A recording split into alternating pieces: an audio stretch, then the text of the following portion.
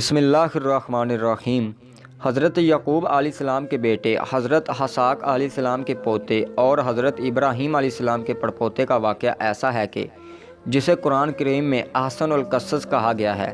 آج ہم آپ کو اسی احسن القصص کے بارے میں بتائیں گے کہ کیسے حضرت زلیخا حضرت یوسف علیہ السلام کے عشق میں مبتلا ہو کر گناہ کی طرف مائل ہوئی اور پھر سچی توبہ کے بعد ان دونوں کی شادی ہو گئی، اور پھر اللہ پاک نے ان کے بطن سے 2 پیغمبر پیدا کیے۔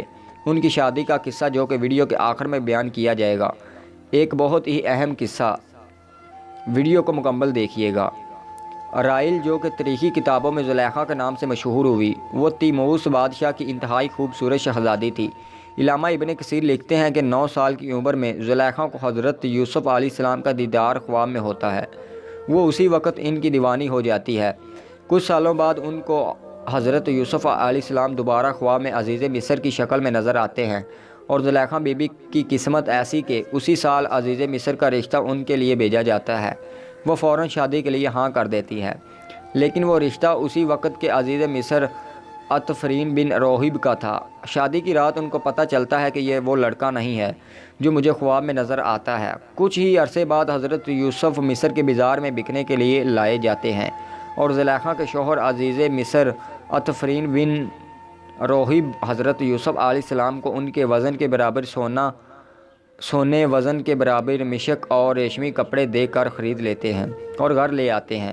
اللہ پاک قرآن میں فرماتے ہیں، مصر والوں میں سے جس نے اسے حضرت یوسف کو خریدا تھا، اس نے اپنی بیوی سے کہا، اسے بہت عظمت و احترام کے ساتھ رکھو، بہت ممکن ہے کہ ہمیں فائدہ پہنچائے یا اسے ہم اپنا بیٹا بنا لیں۔ یوں ہم نے مصر کی سرزمین میں یوسف کے قدم جما دیے۔ سورہ یوسف۔ اس طرف حضرت یوسف علیہ السلام محل میں سکون سے رہنے لگے۔ جیسے ہی آپ نے جوانی کی دہلیز پر قدم رکھا تو زلیخا جو کہ پہلے ہی آپ کو خواب میں دیکھ چکی تھی، وہ آپ پر فریفتہ ہو گئی۔ اللہ پاک فرماتے ہیں، اور جس عورت کے گھر میں تھا وہ اسے پھسلانے لگی اور دروازہ بند کر لیا اور کہنے لگی، لو آؤ۔ اس حضرت یوسف نے کہا، اللہ کی پناہ، وہ یعنی تیرا میاں تو میرا آقا ہے جس نے مجھے عزت سے رکھا ہے، میں ایسا ظالم نہیں کر سکتا، بے شک ظالم نجات نہیں پاتے۔ سورہ یوسف۔ چنانچہ زلیخا دروازہ بند کر کے حضرت یوسف سے اپنی خواہش پوری کرنا چاہتی تھی، لیکن حضرت یوسف دروازے کی طرف بھاگے اور دروازے اللہ کے حکم سے کھلتے گئے۔ زلیخا حضرت یوسف علیہ السلام کو بھاگتے ہوئے پیچھے سے پکڑا، جس سے ان کی قمیض پیچھے سے پھٹ گئی۔ یہ سب باتیں آپ نے سن رکھی ہوں گی، اس لیے واقعہ کو مختصر کرتے ہیں۔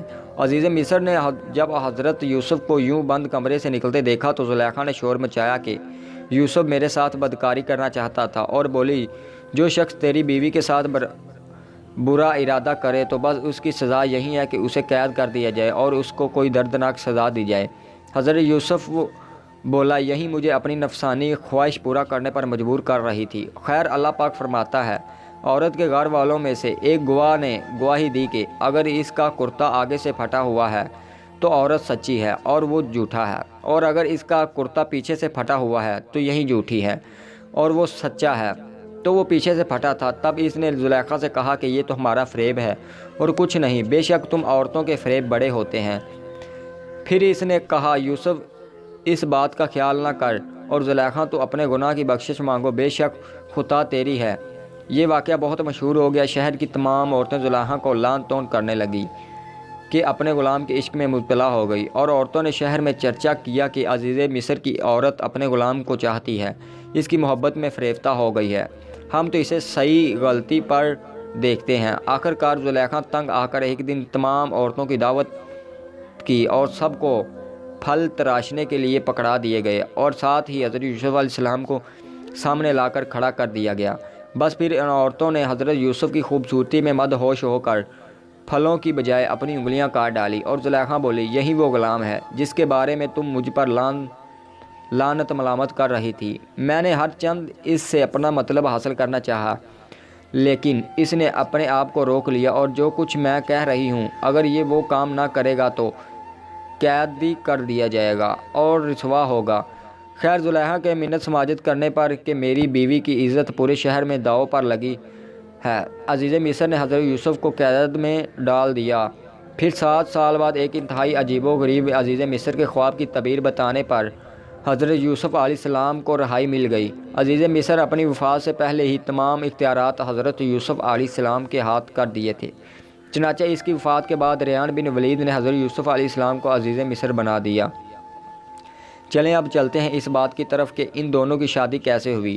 عزیز مصر کی وفات کے بعد زلیخا تنگ دستو محتاج ہو چکی تھی اور آنکھوں کی بینائی بھی چلی گئی تھی، تو کسی نے انہیں مشورہ دیا کہ اگر آپ حضرت یوسف جو کہ آپ شاہ مصر بھی ہیں سے اپنا معاملہ ذکر کریں تو ہو سکتا ہے کہ وہ آپ پر رحم کرے اور آپ کی مدد فرما کر آپ کو غنی کر دے، کیونکہ آپ نے بھی ان کا خیال رکھا تھا اور ان کو عزت دی تھی۔ اس پر جب کسی نے انہیں یہ کہا ایسا نہ کیجیے، ہو سکتا ہے کہ ان کو آپ کا سلوک یاد آ جائے، جب آپ نے ان پر الزام لگایا تو انہیں کافی تکلیف کا سامنا کرنا پڑا تھا، اور وہ بھی آپ کے ساتھ ایسا ہی نہ کرے جیسا آپ کی وجہ سے ان کے ساتھ ہوا تھا۔ تو فرمانے لگی، میں ان کی بردباری اور کرم نوازی کو جانتی ہوں۔ چنانچہ آپ حضرت یوسف کی گزرگاہ میں ایک ٹھیلے پر بیٹھ کر ان کا انتظار کرنے لگی۔ جب آپ قوم کے ساتھ 1,00,000 معزز لوگوں اور وزیروں مشیروں کے ساتھ نکلے تو بی بی زلیخا نے حضرت یوسف علیہ السلام کی خوشبو کو محسوس کر لیا اور کھڑی ہو گئی اور آواز دی، پاکی ہے اس کے لیے جس نے موصیت کے بعد بادشاہ کو غلام اور اطاعت کے سوا غلام کو بادشاہ بنا دیا۔ آپ نے پوچھا، تم کون ہو؟ عرض کی، میں وہی ہوں جو آپ کی خدمت خود کرتی تھی، آپ کی جگہ کی خود صفائی کرتی تھی۔ مجھے میرے کیے کی سزا مل چکی ہے، میری تو توانائی ختم ہو چکی ہے، میرا مال ضائع ہو گیا ہے، میری آنکھوں کی روشنی ختم ہو گئی ہے اور میں لوگوں سے سوال کرنے پر مجبور ہو گئی ہوں۔ پہلے مصر کے لوگ میری نعمت کو دیکھ کر رشک کرتے تھے اور اب میں اس سے محروم ہو چکی ہوں، کیونکہ فساد کرنے والوں کی یہی سزا ہے۔ یہ سن کر حضرت یوسف علیہ السلام بہت روئے اور حضرت زلیخا سے فرمایا، کیا تیرا دل میں میری محبت میں سے کچھ باقی ہے؟ آپ نے عرض کی، جی ہاں، اس ذات کی قسم جس نے حضرت ابراہیم علیہ السلام کو خلیل بنایا، مجھے آپ کی طرف دیکھنا زمین پر سونا چاندی ملنے سے زیادہ محبوب ہے۔ آپ وہاں سے چلیں گے اور حضرت زلیخا کی طرف پیغام بھجوایا، اگر تو ہماری رضامندی ہو تو ہم تم سے نکاح کر لیں، اور اگر تم شادی شدہ ہو تو تمہیں غنی کر دیں۔ آپ نے حضرت یوسف کے پیغام لانے والے سے کہا کہ میں جانتی ہوں کہ وہ مجھ سے مذاق کر رہے ہیں، کیونکہ میری جوانی اور حسن و جمال کے وقت تو انہوں نے میری طرف توجہ نہیں دی، اور اب جب کہ میں بوڑھی اندھی اور فقیر ہوں تو وہ مجھے کیسے قبول کر سکتے ہیں؟ بہرحال حضرت یوسف علیہ السلام نے ان سے نکاح کر لیا اور ان کے پاس آئے، پھر نماز پڑھی اور اللہ پاک سے اس کے اسم اعظم کے وسیلے سے دعا کی تو اللہ پاک نے حضرت زلیخا کا حسن و جمال، بصارت اور جوانی لٹا دی۔ نکاح کے وقت آپ باکرہ تھی اور آپ سے افراسین بن یوسف اور منشا بن یوسف پیدا ہوئے۔ یہاں پر امام قرطبی الجامع لاحکام القرآن صفحہ نمبر 213 اور زمخشری الکشاف صفحہ نمبر 455 پر لکھتے ہیں کہ مصر کے بادشاہ نے عزیز مصر کی وفات کے بعد زلیخا کی شادی حضرت یوسف سے کر دی۔ حضرت یوسف نے شادی کی رات حضرت زلیخا سے کہا، کیا یہ اس سے بہتر نہیں ہے جو تم چاہتی تھی؟ وہ کہنے لگی، اے یوسف، مجھے ملامت نہ کریں، میں حسین و جمیل نازوں میں پلی تھی اور میرا شوہر بھی عورتوں کے پاس نہیں آتا تھا یعنی وہ نامرد تھا، اور اللہ نے آپ کو وہ حسن دیا تھا کہ حسبے دیکھ کر میرا نفس مجھ پر غالب آ گیا تھا۔